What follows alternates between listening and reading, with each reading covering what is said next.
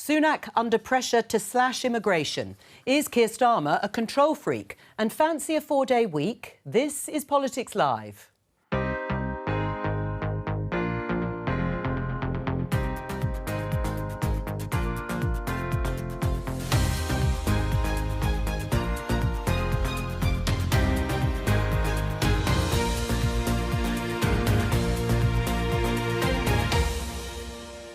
Joining me today, Conservative MP Bim Afalami, Labour peer and former TUC boss Francis O'Grady, Reform UK's Alex Phillips and The Observer's Sonia Soda. Happy 75th birthday to the NHS, but not everyone has cause to celebrate.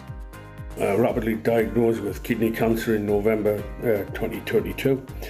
But since then I've had a very long and anxious and very frustrating wait. That, Laura, is rationing. That is not a logical clinical decision. If the government followed those recommendations, we believe it would cut around 400,000 off the net migration figures by the next election. Rishi Sunak under pressure from Conservatives who want massive cuts to immigration. I have two young girls, and this is about the inheritance that we leave them and everyone's grandchildren. I care about the environment and climate that we leave them. And from others who think that despite those words, the Prime Minister is uninterested in the environment. Should encouraging tactical voting get you kicked out of Keir Starmer's Labour Party? It's Thursday, just gone 3 o'clock, so about 3 hours' time, I'm going to start my weekend. We have one life, and we can't spend it all in work. The virtues of a four-day week, but should council workers be offered it?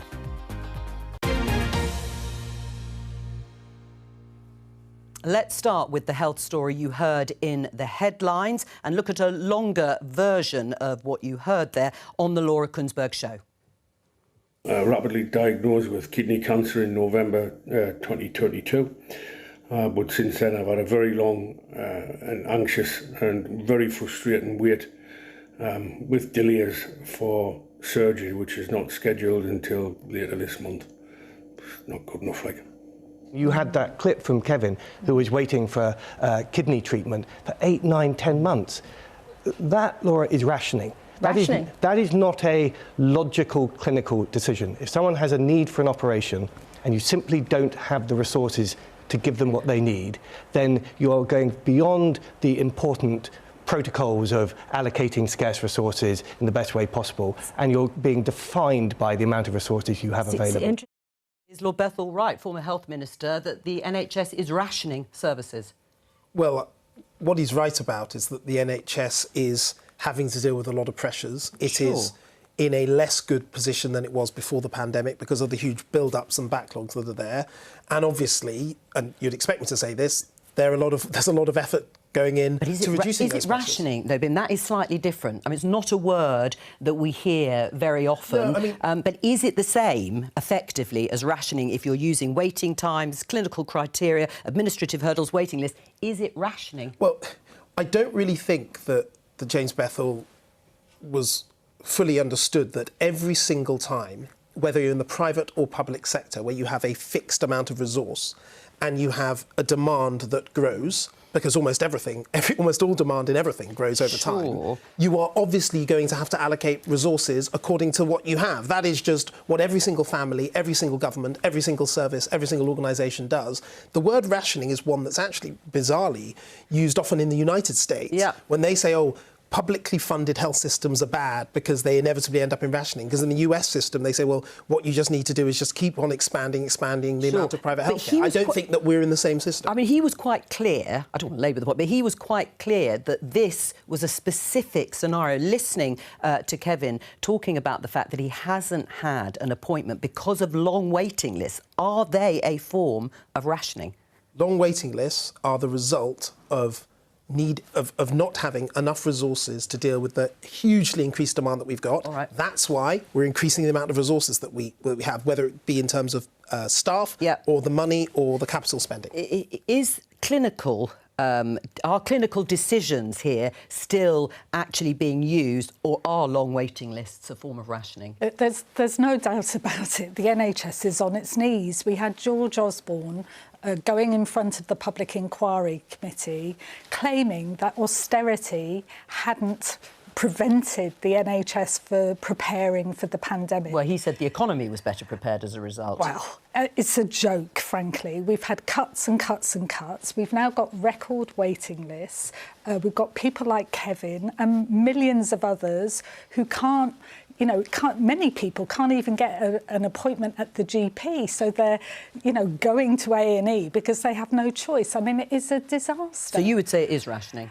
Well, and I think if you don't pay your staff properly and you end up with massive shortages as a result, then, well over 100,000 shortages still, vacancies in the NHS. Well, You've got real problems. What do you think? Is it rationing? Is James Bethell right? The term they would use is triaging, isn't it? Which is prioritising based upon medical need. And if you're not going to imminently die from something, then you're going to have to wait.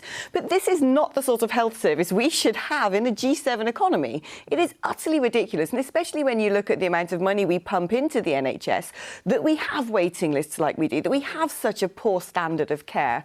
And as somebody who spent a lot of her life living abroad and spent 3 years living in Belgium, where they have a European model healthcare system, because you pay into a social insurance. Yeah, you have a social insurance, exactly. Brussels is a very high density city with a huge immigrant population, and yet you can get a GP appointment the same day. And yet when you go to private hospitals, as most of them are, but they're also state hospitals, you get immediate care whether you're on welfare and going to a state hospital or going to a private hospital. I think we need to look at the model of the NHS. All right, and that means paying into some sort of social insurance system. It's just not true to say that we're pumping money into the NHS. When you look at the history of NHS funding, the NHS, since its inception, has received on average, a 4.4% real terms spending increase every year. That stopped in 2010. There was a real terms increase, but obviously it was a far lower rate. It was far lower. When in countries that are rich and ageing, you have to spend more on your healthcare every year in order to maintain the same levels of healthcare.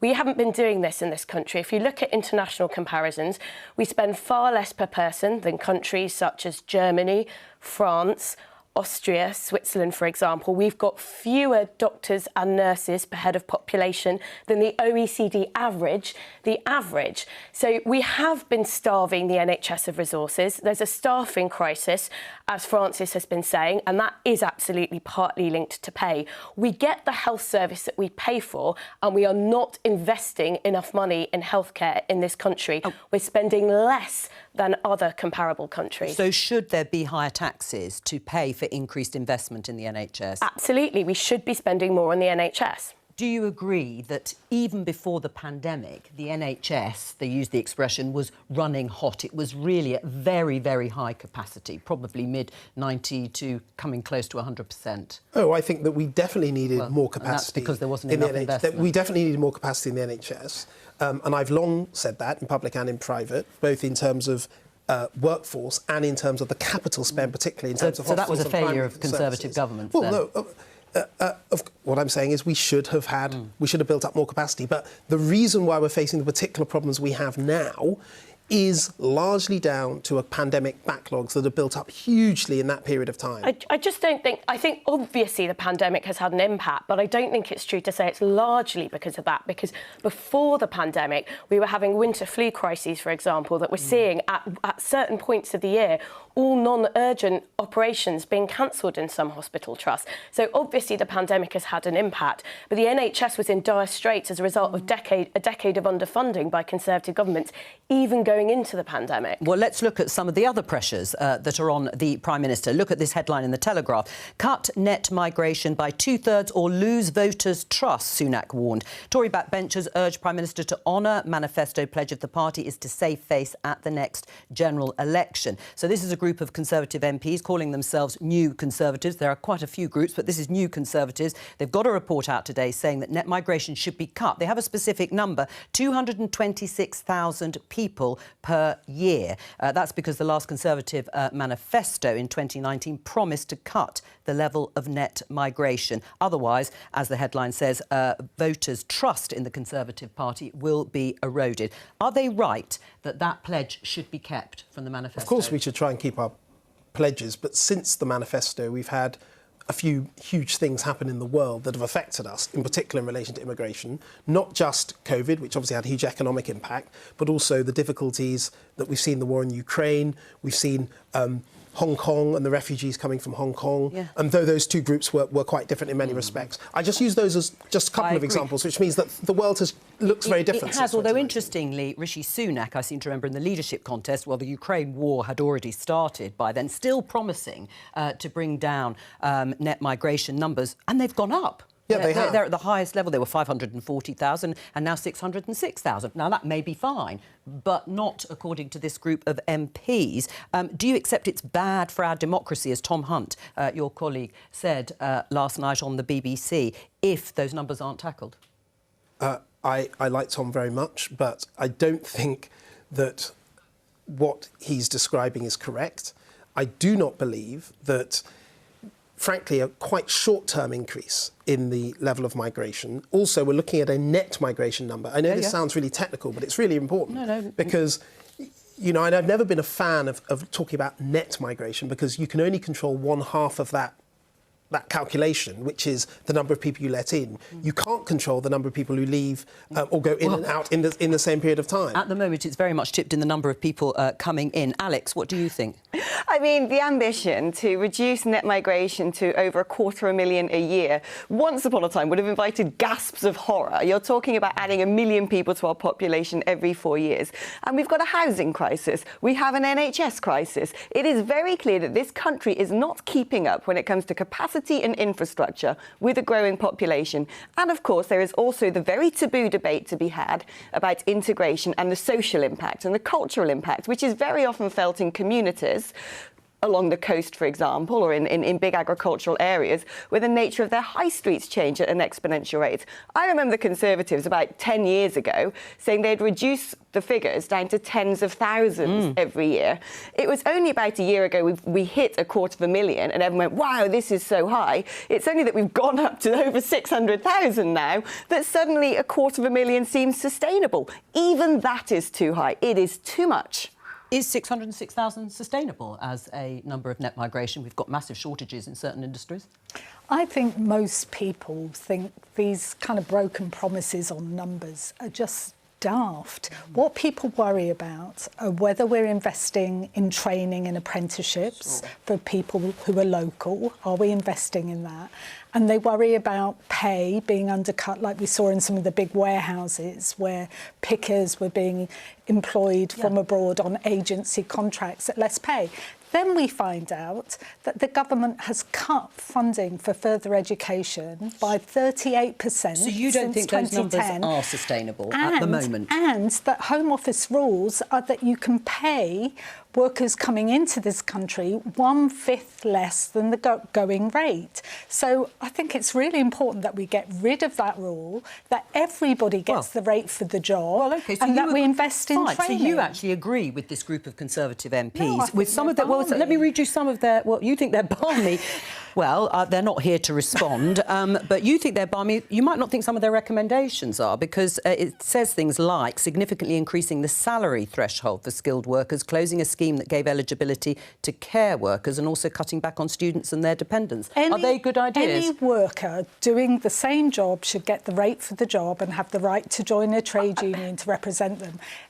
Migrant workers have done incredible work for us in this country, where we have union recognition agreements and people get a fair rate for the job. So people are welcoming. So 600 that you say not to talk about the numbers, but then 600,000 on the basis of what you said is perhaps good for the economy.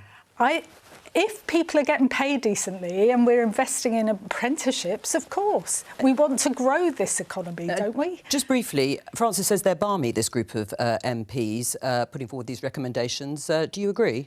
Well, I still think the ambition to reduce migration to 226,000 is balmy. I think it should be far lower than that. But I do totally agree with things that Francis is saying, such as making sure that you cannot import a cheap labour force, which compresses the wages of those at the thin end of the wedge in the UK.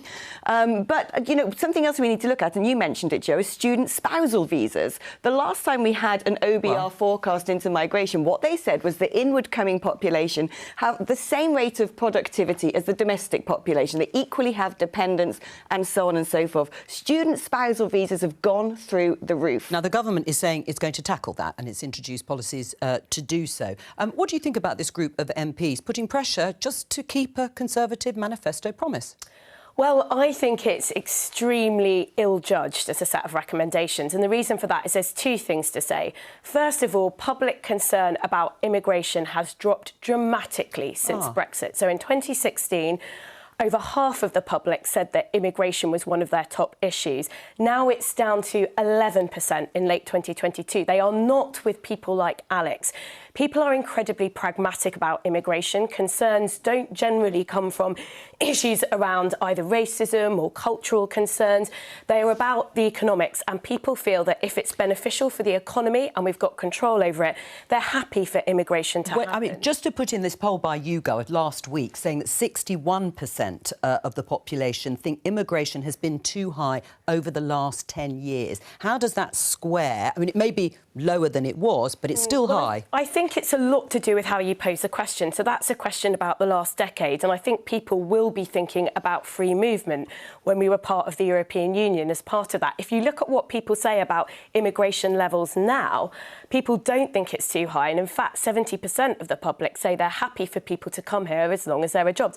Now, when it comes to the NHS and social care, I mean, literally, the NHS would have fallen down even more without immigrant workers. The care system, that is even more true. When they say they want care workers to be paid more, government is one of the biggest employers of care workers. The reason why care workers are paid a pittance is because of government policy. It's not because of levels of immigration. So, I mean, I think we've got a real issue here where they are identifying the wrong solutions to long-standing issues in our economy around pay, around housing. It's not immigration that means we've got a housing crisis. It's the fact that we haven't been building enough houses and have got some of the highest rents in Europe. Well, I'll come back to the issue of care workers because that's specifically mentioned by the group. But actually, on the other side of the Conservative Party, you've got a former minister, George Eustice, who's a Brexiteer as well, who is actually saying, no, we need more low-skilled immigration, probably for seasonal fruit picking, etc. He's coming at it from the other angle. How does Rishi Sunak square this? I think he's got to focus on the economy, and I think he's got to focus on what people actually end up wanting rather than what sometimes certain people say that the public wants. And I think George Eustice, he knows rural affairs incredibly well. He himself was a farmer. He was in that department for 8-9 years. And is he right? He is right that in many areas that affect the rural economy, there is a lack of skills. We talked about care workers earlier. There is a lack of skilled people. Where I think these set of recommendations, where I agree with an aspect of them, is that I think that some of the graduate level visas that we've given out in terms of people's ability to stay for a very long time without having a job, I think that they're the sorts of things that we can clamp down on because I don't think they're helping our skills shortages. But if we laser focus on, and this not just in terms of immigration, but in terms of people in our own country, let's focus on what are the skills this economy needs and make sure we have. And does that mean the numbers will stay broadly between 550 and 600,000 a year in net migration terms? I don't know, because again, I make the point that the level of net migration is largely dependent on how many. It would help if we had an industrial strategy, though, Bim, to be able to project what needs we have. You know, I mean, the industrial strategy was torn up when Greg Clark left, and we've never had one since. So we're not even planning what I think we need a really important long-term point as well, which doesn't get discussed much, is we're an ageing society. So, I mean, this idea that we don't have room for people in our country is completely nuts. Actually, we have a choice. We have a choice between higher levels of immigration to make up for the fact that we've got an ageing society and falling birth rates, or we make younger people pay higher taxes to support the same level of health and care for an ageing population. That's a choice, and there are very few people who are anti-immigration who are willing to be upfront about that. It will be more expensive, higher taxes on the younger generation if you choose to clamp down on immigration. Alex?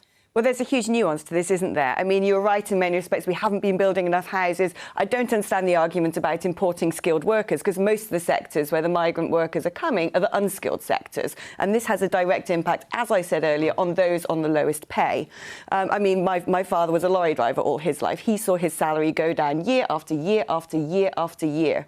And if he was still a lorry driver today, actually, he'd be starting to see an uptick because a lot of HGV drivers left after the pandemic. But when we look at things like falling birth rates as well, there are so many complex pressures the governments aren't dealing with, and they constantly reach to the solution of, well, do you know what, let's just bring in cheap workforce because this adds to GDP. This helps the profits of the big businesses continue to go up, and that is what the economy needs. But they're not looking at GDP per capita. They're not looking at wage compression. They're not looking at societal impacts. And these are very complex arguments. And the problem we've had actually for decades now is using inward migration as a sticking plaster to try and tape over big economic issues created by poor government policy, and at the same time shutting down a proper debate on migration by crying the word racist all the time. I don't think I've cried the word racist. No, have governments used immigration as a sticking plaster? It was Boris Johnson who famously said, don't reach for the lever of cheap immigration. I think there is a lot in that, and that is one of the reasons why I was quite, in my last remarks, I said dealing with the people in our own country as well. When we're talking about skills, we have, for generations, probably over a century, not invested enough in skills in our country. But if you agree on focusing on the economy, that does imply a continued level of relatively high immigration. Well, it depends whether you're thinking short-term or long-term. And the answer is in politics you need to think both. And in the very short term, let's take care workers, which, by the way, is not just, obviously, employed by the NHS, but they're a critical part of the economy. Yes. In the very short term, we need to make sure we have enough people to do that job. Over the longer period of time, of course, what do we need to do is not only need more British people, we need to raise the wages in that job, we need to raise the conditions in that job. But you've got to think of both in politics, and it's no use people saying, well, you know, we keep reaching for the sticking plaster. Yes, it is true that in some areas it's been seen as an easy fix, but we need to also recognise that people need skills now, and we need to make sure those are there. That's why Labour's committed to a fair pay agreement, starting with social care, and I think that would give us the opportunity to focus not just on the money, but also on, you know, career paths and opportunities to progress in that sector, so it becomes, you know, has a status and people respect it. Because, my God, after the pandemic, I think we all realised that having the majority of care workers on less than £10 an hour when they were putting their health on the line was just not fair or right. So, you know, there's a lot of work to do, but there's a bigger economic question, which is investment in the UK is low, growth is low, productivity is low. We've got to get to grips with that. And immigration would help remedy that, wouldn't it? We need an industrial strategy with a skills investment as part of that, instead of cuts, which we've had progressively from the Tory government. What level would Labour like to see net migration at? Just broadly, not a specific number, but broadly. I genuinely don't think it's about numbers. I think it's about the needs of the economy. 61% of the population believe it's been too high overall, so that people would want to hear. Numbers, how do you plan? This is the thing, it's not about numbers. How do you plan how many new hospitals you need, how many new houses you need? Of course it's about numbers. That's what's called an industrial strategy. And at the moment, we haven't had one for years in this country. And it's completely daft. So you do agree you would need a number? You know, once you've done your industrial strategy, you would need a number to go to the electorate and say, this is what we're planning for. I think you'd be able to plan more clearly where the shortages are, where you genuinely need labour, and where you need to invest in skills and apprenticeships here too. Right. I mean, do you see the proposal, the recommendation to actually cut the care workers off the occupation shortage list, that would be self-defeating at the moment when we have so many vacancies? I think that would be absolutely self-defeating. Of course, we have a huge dearth of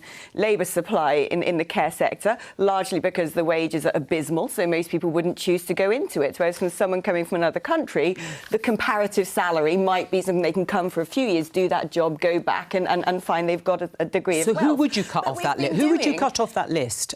Because, you know, if it's students and their spouses, that's restricted.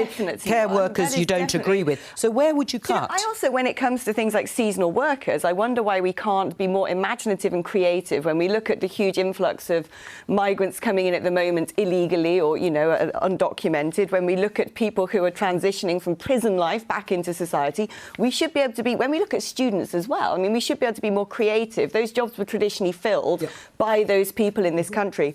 But when it comes to the NHS, and I totally agree with Sonia saying it would be on its knees if it wasn't for a migrant So where would you It cut be then? that. Why are we capping medical students in this country? That to me is insane. But if you want to reduce immigration, which one of those groups of people that we're employing to come to this country for now, which one would you cut? Like I said, seasonal workers, I think it's up to the farmers to actually be more creative about what they do and lobby hard to the government about how we fill those gaps in the market. I think where you've got any sort of oversubscription in the labour market in any particular sector, and I'm not sitting there in the Treasury and knowing, you know, where the gaps in the labour market are. I'm not in Whitehall. But it seems to me quite obvious that we need to have a look at the system as a whole and look at the barriers for entry and say that, frankly, what is going on now, and especially as the OBR said, the inward migration flows are not any more productive than the domestic population. That is not filling gaps, just on that point, and I've looked into this, part of the reason why our immigration numbers are high is that we've got a thriving higher education sector. And the number of international students which are included in the immigration numbers, and there was a big debate many years ago, which, Joe, I'm sure you remember, about whether they should be included or not, but they are included at the moment. That really skews the numbers, particularly around the things we've talked about around, you know, spousal visas for students. We're one of the only countries in the world you don't have to pass an English language proficiency test to come to university here. I mean, there are other ways of... But what I think is key is that when people do analysis and say, well, per head, you know, immigrants are no more productive or no more skilled than the native population, that is particularly true because you're including a huge number of students and seasonal workers in that. The point of our immigration policy, how we've tried to change it since Brexit, I'm not saying we've got it right completely, is to identify the skills we need, focus on bringing in people to do those skills, whilst at the same time, over the long term, building up the right strategy. Why isn't Rishi Sunak able to persuade his own ranks? I mean, apart from the economic issues, there seems to be a real political issue here, that Rishi Sunak can't get a grip on his own people to rally behind one particular policy. Why is that? I think that what happens to parties sometimes is that when, particularly after all the political chaos of 2022, when some groups start to behave in a certain way, you get this sort of copycat behaviour. And so it becomes very, very difficult when everybody who gets a small group together now feels emboldened to go out and argue for things. Now, in some ways, that's good because, you know, we don't want a return to the sort of Blair Brown years where no dissent was allowed, nobody was allowed to say anything that wasn't on the pager. So you're welcoming dissent? By Alistair Campbell. No, I'm saying in some ways it's good to have open debate in the party, that people feel honest enough to say, look, this is what I want to do. As we come to the next manifesto, these are the ideas we want to put forward. I think that's good. We don't want a political system where nobody's allowed to say anything. But at the same time, of course you're right, what we've got to do as a party is, yes, have this discussion, but get in the same boat and row in the same direction. Well, let's hear a little bit more of the dissent that's so healthy, it seems, for politics, or certainly for Rishi Sunak, because another challenge is on climate change and net zero. On Friday, you'll remember that Lord Zach Goldsmith, he resigned as a minister, heavily criticising Rishi Sunak's commitment on the environment. He said this in his lengthy resignation letter. The problem is not that the government is hostile to the environment, it's that you, our Prime Minister, are simply uninterested. That signal, lack of it, has trickled down Whitehall and caused a kind of paralysis. But there are also those in the party who think the government is going too fast on net zero. We can show you this in the Mail on the front page, asking for the government to put the brakes on what it calls a damaging 2030 petrol and diesel car ban. Let's start with Zach Goldsmith. Is he right? Rishi Sunak doesn't care about the environment. He's not right, but I say that by also saying that I know Zach well, and he did amazing work for the party and the country on the environment. So why would he that's say not it? A personal thing for me to him. Well, because I think that and it's also worth saying, you know, he's very close to Boris Johnson, the former Prime Minister. I think that what Boris Johnson was very, very good at was performing, and the performative aspect of politics. I think all of us would accept that.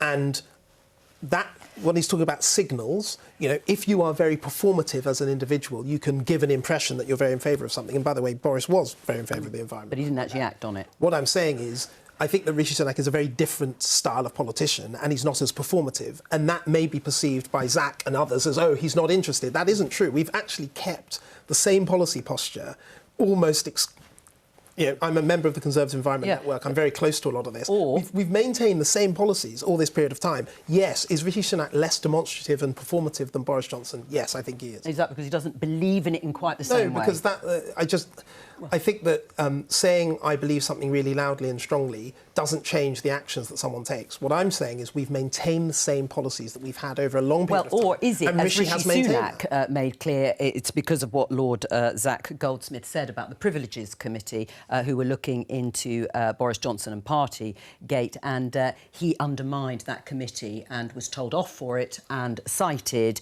and called to apologise. And that's why he resigned. Well, I don't know why he resigned, but as I said, he is very close, to Boris Johnson, so maybe that played a part in it. Is the UK squandering its leadership on climate change?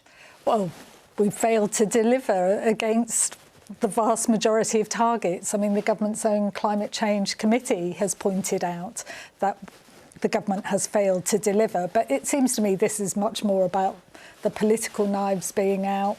The supporters of Boris Johnson, who certainly was performer is one word for it, but, unhappy about they just can't accept Rishi Sunak as leader, and it feels pretty chaotic. I mean, do you think then that Labour, rolling back on its commitment, particularly on the £28 billion of investment into climate change policies, is going to do it, but perhaps not from the get-go, and its promise not to accept or approve future oil and gas licences, but they will allow everything to go through right up until they win the next election, as they hope? I think Labour, and particularly Rachel Reeves, has been very, very clear that this is about ramping up the investment.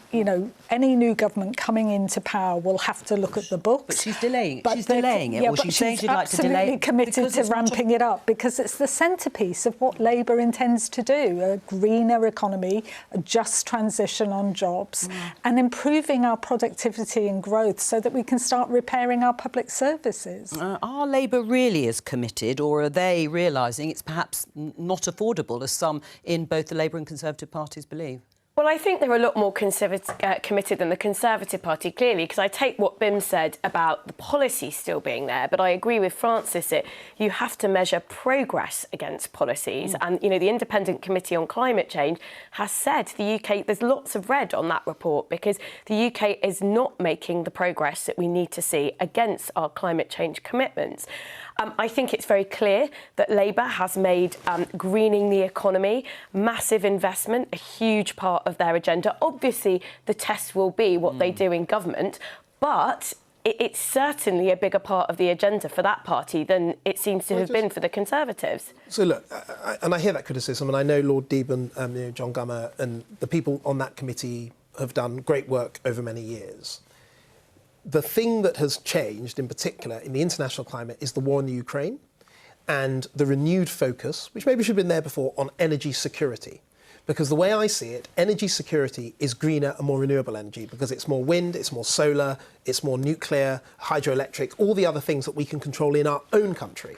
But, and this is the really tough thing, in order to get to that point, in order to transition to that point, in the short term, we are going to need to control more and get more oil and gas in the very short term. Why do we need that? Because we need to, first of all, get the critical minerals out of the ground that are required to make these wind and solar panels. We're going to need to ensure that prices remain low enough for people and businesses to be able to run their businesses. Because I can tell you, the thing that will damage the green movement more than anything else is prices going sky high. So it's a complicated message and people don't like to hear it. But in the short term, in order to make the transition properly, we are going to need more oil and gas that we can control in this country. Well, and Labour seems to have signed up broadly to that until they say they win the next election. But who's right on this? Bim is absolutely right. When you look at historically what we've done to our own fossil fuel extraction is we've cut it in the last decade by around 30%. Meanwhile, we've been importing fossil fuels at an increase of 30%.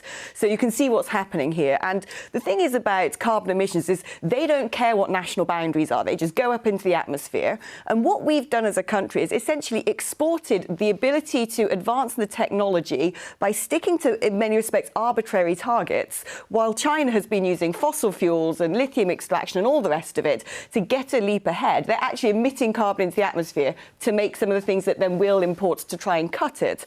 And, when you look at the base load of our national grid, we do need fossil fuels. We had to phone up Qatar over the winter to get LNG. Thank the Lord they gave it to us, otherwise Mrs. Miggins would be in a pretty poor state. And energy security is absolutely vital. The other problem I have with a lot of the net zero policy, and I'm not saying that we shouldn't have an ambition to protect the planet and the environment, is historically it has taken money from the most vulnerable and given it to those who have money. When you look at wind farms, for example, the green levy on the bills of everybody, even those living in fuel poverty, and then that goes to big wealthy landowners to stick turbines on their grounds. There needs to be a better, more even-handed approach to this that takes common sense and pragmatism, and in that respect, BIM is right. You will need in the short term fossil fuel extraction to fund a transition. What do you say about people on lower incomes? People less well off are the ones who will probably pay the highest price for a green policy. Do you know what's so frustrating to me is that we've had 13 years of a Conservative government. We have been saying, including in the trade union movement, we need a balanced energy policy. One of the reasons our inflation is so high is because we're so dependent on expensive energy imports. That's left the UK more exposed than other countries. And we wanted investment in renewables, solar, tidal, as well as wind.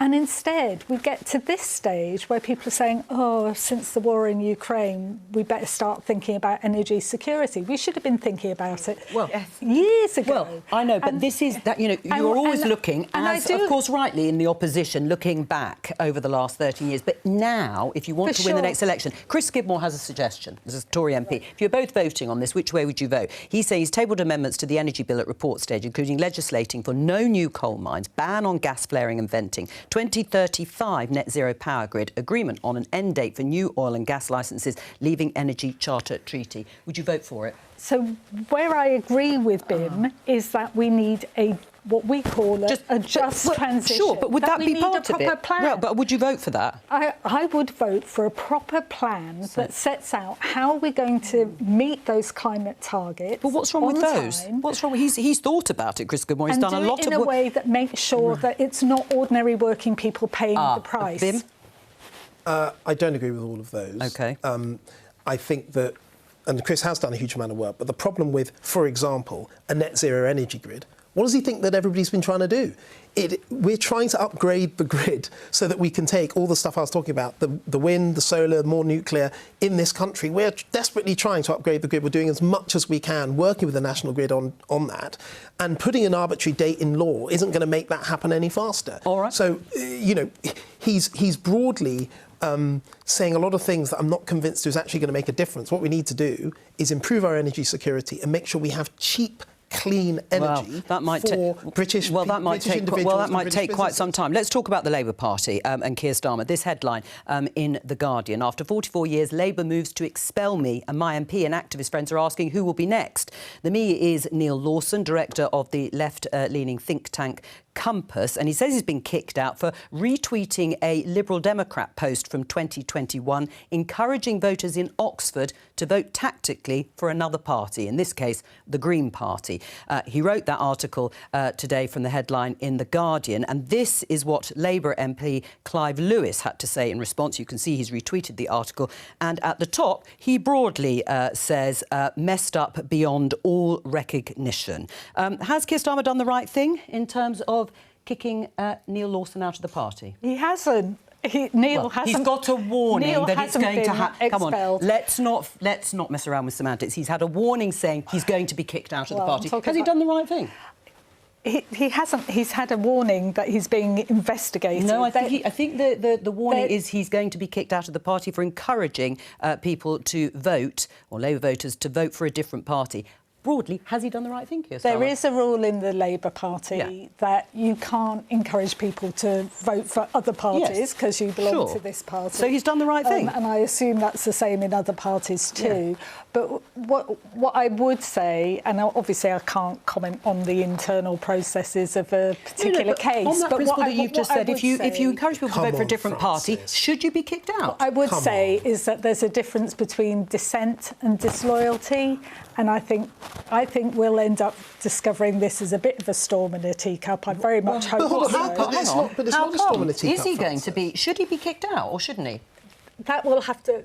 There is an internal process, as every party has. There are clear rules against which it will be tested. But as I say, I very much hope that dissent isn't indignation here from Bim. I mean, Francis, you're well respected for your integrity and your leadership for many years. But I find this really hard when you've got a leader who deliberately keeps off somebody like Jamie Driscoll in the North East, who's an excellent mayor who works cross-party. And kicked him off basically because of, he didn't like him or didn't do something. Keir Starmer behaves in an incredibly autocratic way, and I'm very surprised that you aren't saying, listen, Keir, you've got to have a broad church, you've got to allow people room to breathe occasionally. I very much believe in a broad well, church. why is it that you're not willing to criticise him for somebody who's just retweeted an article? This seems bizarre. You have to follow your own rules in any organisation. Certainly when I led the TC... Would you be happy for somebody to advocate, a Conservative, to advocate voting for Alex in a different party? No, I would not. No, and would you get rid of, kick them out? Well, I think that if you have rules, as Francis said... But hold on. But the point, Joe, I'm trying to make is... it's the style of how Keir Starmer runs his party. What's the style? Let's stick to the specific. The way he is very aggressive. He has never sacked a single minister. He waits for them to resign. The Conservative Party from one day to the next, quite frankly. I mean, you're a broad church with no faith, which has left us in a situation where we had 3 different prime ministers in a year, which definitely contributed to our economy having a huge downturn because no one knows which direction the UK is going. I mean, what all of this says to me is we've got to use Clive Lewis's term of FUBAR. What is FUBAR? It's the two-party system. Oh, yeah, thank you. It is the fact that we live in a two-party system where voters feel they don't actually have a choice and the parties end up turning in on themselves. Party first, squabble, squabble, squabble. What about running the country? A bit more squabbling before we go. What is going on here? Is Clive Lewis right or is Keir Starmer right? I mean, I do think this is taking this party rule a bit too far, quite frankly, and I do think it makes the party look a bit ridiculous. And I think it should go away and look at this rule again, because the Labour Party is a broad church. There's a range of views on electoral reform.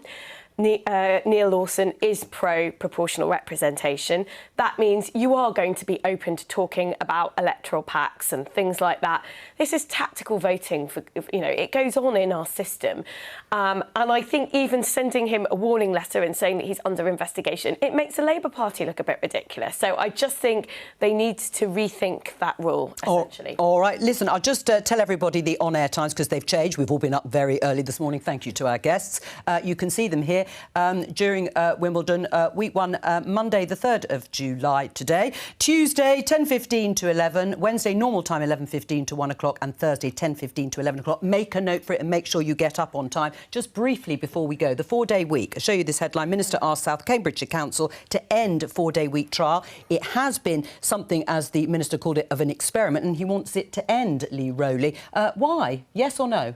I'm against it. I think we need to be increasing our productivity, getting more stuff done in our local government and not paying... I mean, if people want to take a 20% reduction in pay, that's reasonable. But I think that, we should have a full day, we should have a full week, like most people in this country. 4-day week, for and against, for councils. The 4-day week on our 150th anniversary as a TUC, that, as with last century, we campaigned for the 8-hour day and for a weekend. This century, we should be campaigning for a 4-day week. AI, artificial intelligence, opportunities for multi-billion-pound productivity gains. Let's share them fairly, not just money, but time. 4-day week? It doesn't seem to me, in a cost of living crisis with huge shortages in the labour market, that right now is exactly a fecund environment in which to conduct this experiment. All right, so you think it should end? You know, all I'm saying is there are a lot of sectors out there, nurses, doctors, for example, where we have shortages who don't get the luxury of a 4-day week. I just don't think the time is now in a cost of living crisis to conduct this experiment. I made a programme on Radio 4 for this 3 years ago. I'm a big supporter of it in principle. We used to work 80-hour weeks. That time gradually came down and then it stalled as a result of weaknesses in the trade union movement, actually, you know, trade unions having less power. I think it's a fine aspiration for us all to be working less. I think we can afford it over the long term.